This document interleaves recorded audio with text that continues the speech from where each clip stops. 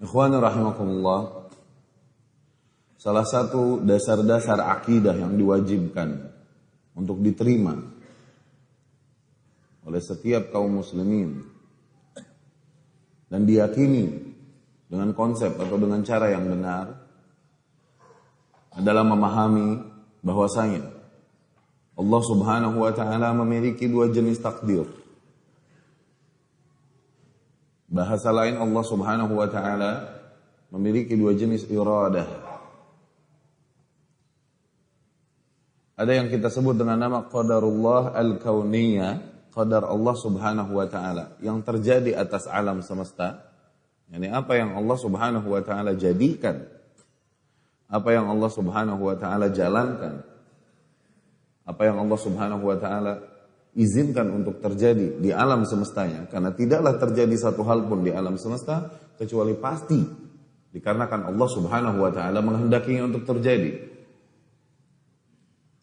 Kemudian qadarullah asy-syar'iyyah, yaitu apa-apa yang Allah Subhanahu wa taala atur, inginkan pada hambanya untuk terjadi. Allah Subhanahu wa taala menginginkan agar para hambanya beriman kepadanya. Allah Subhanahu wa taala menginginkan para hambanya agar bersyukur kepadanya. Allah Subhanahu wa taala menginginkan kebaikan bagi kita dan lain-lain.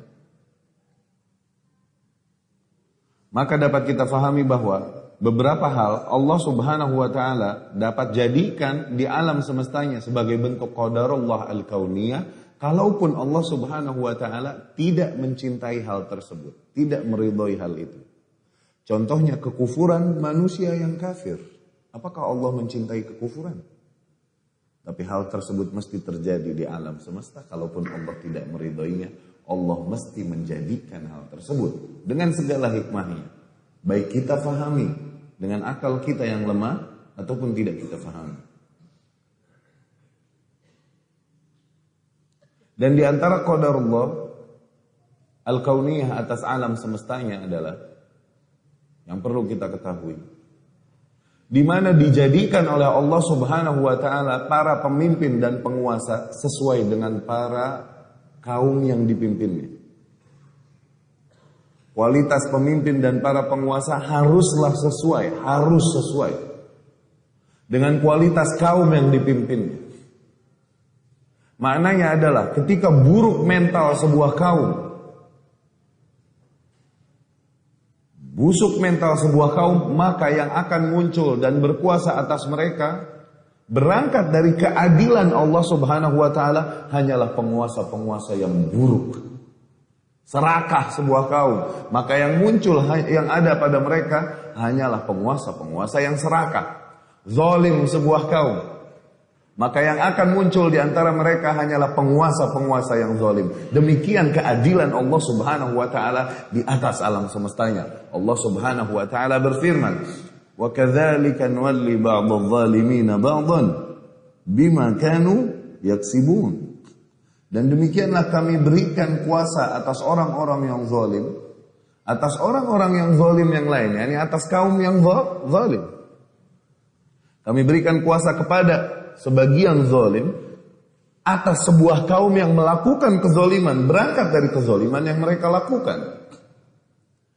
Maka dari situ dapat kita fahami mengapa seadil-adilnya pemimpin muncul di masa-masa awal setelah Rasulullah sallallahu alaihi wasallam seperti Abu Bakar dan Umar.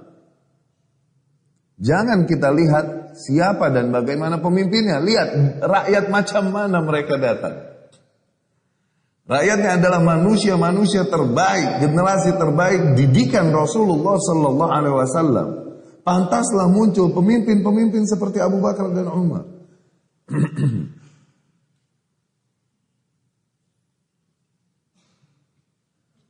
Ali bin Abi Thalib radhiyallahu anhu suatu hari dikritisi oleh seorang Khawarij.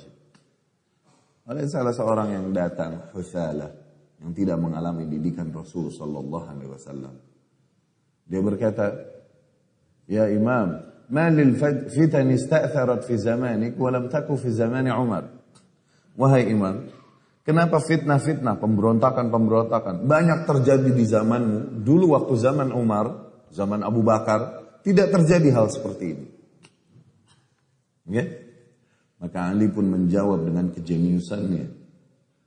Dikarenakan dia adalah aqdahum ala kitabillah, manusia yang paling tepat hukumnya sesuai dengan kitabullah sebagaimana nas Rasul sallallahu alaihi wasallam. Ali bin Abi Thalib. Ali bin Abi Thalib pun menanggapi perkataan demikian, dia berkata, "Li'anna Umar kana waliyan ala mithli wa ana waliyan ala mithlik." Dikarenakan ketika Umar memimpin, rakyatnya adalah manusia sepertiku. Manusia dengan kualitas diri sepertiku. Ketika Umar memimpin, rakyatnya adalah para sahabat. Tapi ketika aku yang memimpin, rakyatnya adalah manusia-manusia seperti ini. Begitupun Abdul Malik bin Marwan rahimahumullah. Ketika dikritisi oleh kaumnya, sebagaimana rakyat yang bisanya hanya mengkritisi dan mengeluhkan pemimpin, mereka tak tahu bagaimana sulitnya mengemban hal tersebut. Akhirnya dia kumpulkan kaumnya dan dia berkata kepada kaumnya, "Aturiduna an nakuna lakum mithla Abi Bakar wa Umar?" Apakah kalian mau kami bersikap bagi kalian adil, bertakwa sebagaimana Abu Bakar dan Umar dahulu? Rakyatnya tentunya berkata, "Ya, kami ingin kau adil, kau bertakwa, kami ingin. Akhirnya Abdul Malik bin Marwan berkata, "Fakunu lana mithla rijali Abi Bakar wa Umar." Kalau begitu, jadilah kalian bagi kami sebagaimana rakyatnya Abu Bakar dan Umar. Yakni tingkatkan diri kalian, kualitas diri kalian sehingga kalian sampai tahap atau level beriman para sahabat, sehingga pantaslah kami menjadi Abu Bakar dan Umar, pemimpin para sahabat. Kenapa kau hanya tuntut pemimpinmu, namun kau tak tuntut dirimu? Bukankah Allah Maha Adil?